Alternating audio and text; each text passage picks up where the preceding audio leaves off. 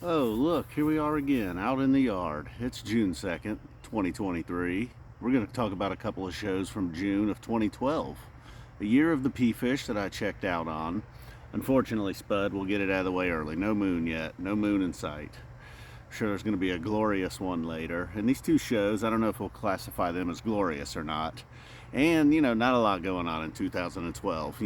I'm sure there's some shows in there, like the Oklahoma City show I mentioned recently. There was a comment or two. People really enjoyed the show. Overall, I didn't think it was that great. Obviously, I wasn't there. Wasn't even listening live back then.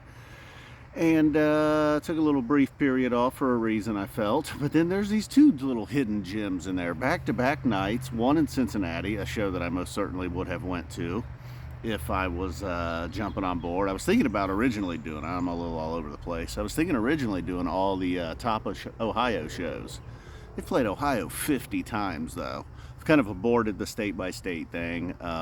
Like I was saying the other day, if you caught it or not, it's obviously been done before and done really recently here on Reddit. So guy had a nice little map, messed West Virginia up. They've only played West Virginia one time. All right, so let's get to Burgettstown and Riverbend. And the jamming didn't go too crazy. There was a nice twist in Cincinnati. The Down with Disease while it opened up the second set.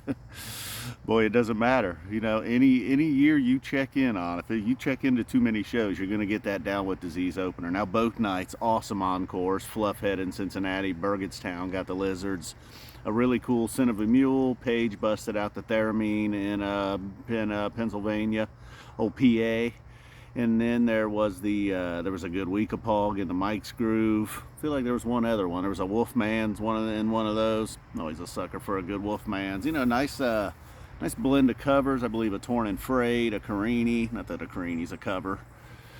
So we ever gonna get that Phish album with songs that they've never... Oh, that's right, we already got it. Sigma Oasis. It just didn't include Carini or Mike's Groove for that matter.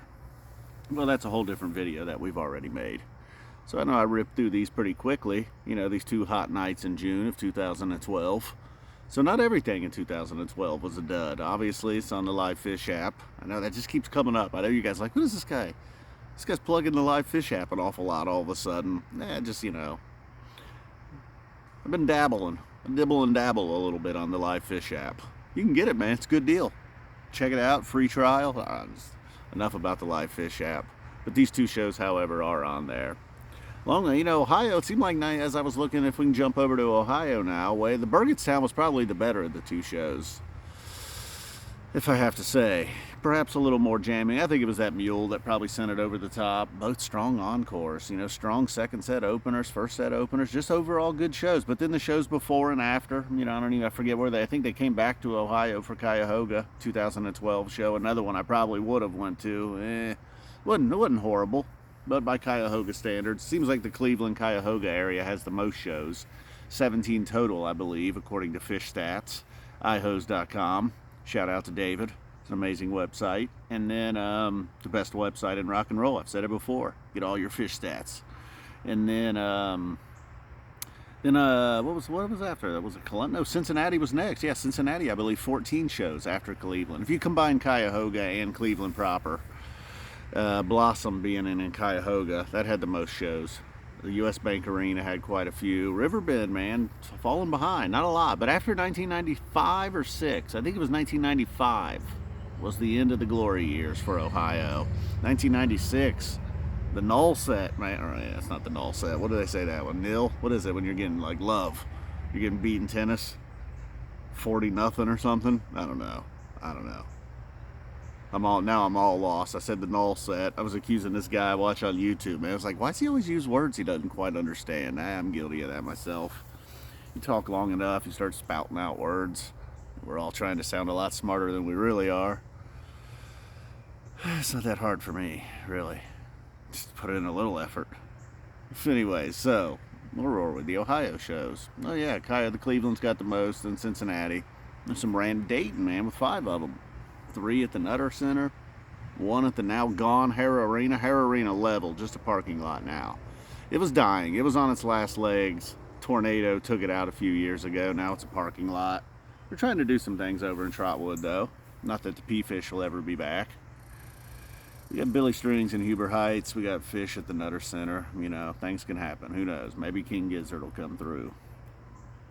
I don't think King Gizzard could play Rose, the Rose Music Center. And I certainly don't think they could play, well, they could play the Nutter Center. Why not?